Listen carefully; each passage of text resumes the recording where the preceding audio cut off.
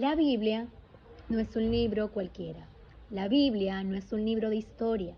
La Biblia no es un libro atractivo que puedes conseguir en una librería y leerlo por curiosidad. La Biblia no es un libro donde puedes ir a buscar tu verdad. La Biblia es el libro donde encuentras la verdad. La Biblia no es un libro donde puedes ir a buscar a tu Dios según tu imaginación, consideración. La Biblia es el libro donde puedes encontrar al único y verdadero Elohim, creador de los cielos y de la tierra. La Biblia no es un libro para tomar un versículo y sacar tu propia religión, denominación o secta. La Biblia es un libro que el rey David pudo describir como la suma de tu palabra es la verdad. Y es una desde Bereshit hasta Higdalú, desde Génesis hasta Apocalipsis. La Biblia es un pacto. Capítulo tras capítulo, versículo tras versículo, vamos a encontrar este precioso pacto que el Elohim, creador de los cielos y de la tierra, ha querido hacer con un pueblo. Es de llamar la atención que constantemente se está hablando de pactos en la palabra del Eterno. Y es muy importante recalcar que un pacto no anula el pacto anterior.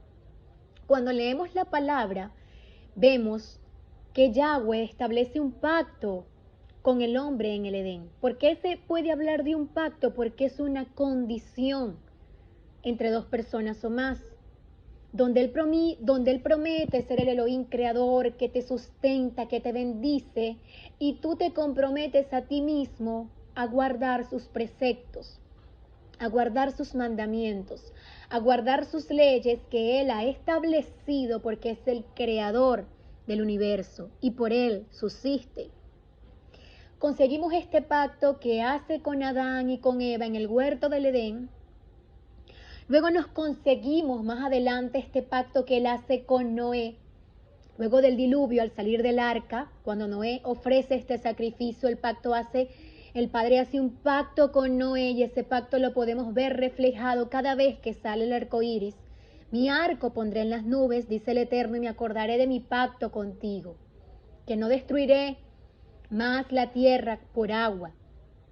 Es un pacto.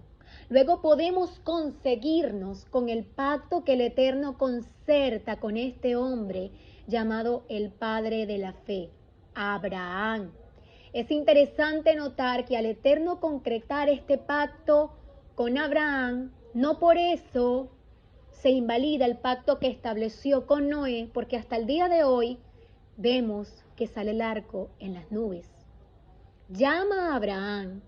Vete de tu tierra y de tu parentela al lugar que yo te mostraré y haré de ti una gran nación y te bendeciré y te multiplicaré. Tu descendencia será como el polvo de la tierra, como las estrellas de los cielos, y en tu simiente serán benditas todas las naciones de la tierra. De manera que el Padre concerta este pacto con Abraham y luego establece una señal para ese pacto que hizo con Abraham. Será circuncidado todo varón en su prepucio al 8º día de nacido. Luego que vemos este pacto con nuestro padre Abraham, conseguimos que este pacto se va extendiendo de generación en generación, porque de Abraham pasa a Isaac, el hijo de la promesa. Asimismo, luego de Isaac pasa a Jacob, el patriarca, cuyo nombre fue cambiado a Israel. Y luego vemos cómo este pueblo se multiplica y llega a ser en gran manera grande, estando en Egipto, de tal manera que los egipcios le temieron y los oprimieron como esclavos. Mas Adonai se acordó de su pacto, porque es un Elohim de pacto. Él no faltará a su palabra. No mudaré lo que ha salido de mis labios, dice el Eterno. Y levanta a su ungido Moisés para liberar a su pueblo de la esclavitud y de mano de Faraón. Y lleva a este pueblo al desierto y allí concerta un pacto, una ketubá matrimonial con su pueblo. Tú eres pueblo santo para Yahweh tu Elohim. Yahweh te ha escogido para que le seas un pueblo especial entre todos los pueblos de la tierra. Ustedes me seréis un reino de reyes, sacerdotes y gente santa. Éxodo 19. Si tú pensaste que lo que dice Pedro, más vosotros sois linaje escogido, nación santa, es una idea que se le ocurrió a Pedro decirle a la iglesia gentil, lamento informarte que ese título le pertenece a Israel, el pueblo escogido, la nación escogida por el Eterno. Y el Padre concerta este pacto, lleva a cabo este pacto con su pueblo en el monte Sinaí, donde le da mandamientos justos. Dice el Padre, estos mandamientos son justos, no son demasiado difíciles para ti. Cerca de ti está la palabra, en tu boca y en tu corazón para que la cumplas.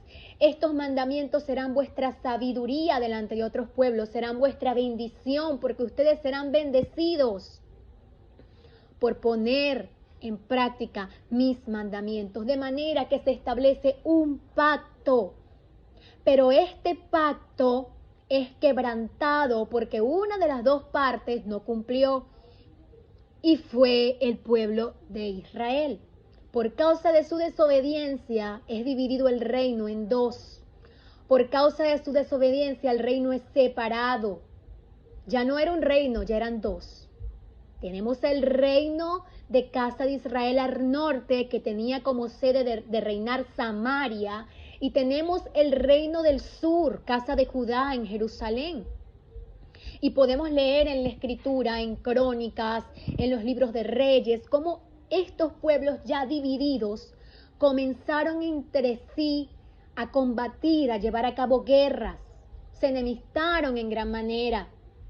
Y la enemistad siguió, de manera que cuando nos conseguimos a Yeshua, hablando con la mujer samaritana y todos sorprendidos, es porque dice que judíos y samaritanos no se trataban entre sí, pero cuando ignoras la Escritura, ignoras que en Samaria era que estaba la casa de Israel.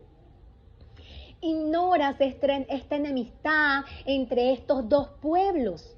Ignoras las palabras de Yeshua cuando dice, tengo otras ovejas que no son de este redil y las tengo que traer. Y ya no habrá dos rebaños, habrá uno solo y un solo pastor. No entiendes a Pablo cuando dice, porque Él es nuestra paz, que de ambos pueblos hizo uno solo, derribando la pared intermedia de separación y clavándola en el madero. Porque la pared intermedia de separación no es la Torá del Padre, eran esos mandamientos y doctrinas de hombres que había levantado Judá, que llamaba perros e inmundos a casa de Israel porque ellos habían perdido su identidad. Judá sabía perfectamente que Israel había recibido carta de divorcio por parte del Eterno, y eso lo conseguimos en Jeremías capítulo 3. Y es muy importante que vayas y leas al profeta Oseas, porque si nosotros no conocemos la profecía de Oseas, de Jeremías, de Isaías, de Ezequiel, ¿cómo vamos a pretender entender las palabras de Pablo, que son cartas a las que hiló a las congregaciones? No es que sea pura palabra, porque la palabra pura es la Torá del Padre. Es la Torá del Padre dada desde Bereshí hasta Devarim. Y luego conseguimos a profetas que hablaron en relación a la Torá. Y profeta tras profeta, te reto, ¿qué profeta no habla del pacto? ¿Qué profeta no habla de casa de Israel, casa de Judá? No vas a conseguir por ningún lado un pacto con los gentiles. Los gentiles somos bendecidos en Yeshua porque podemos ser parte de la Santa Nación, porque podemos ser parte de Israel, somos injertados en el olivo.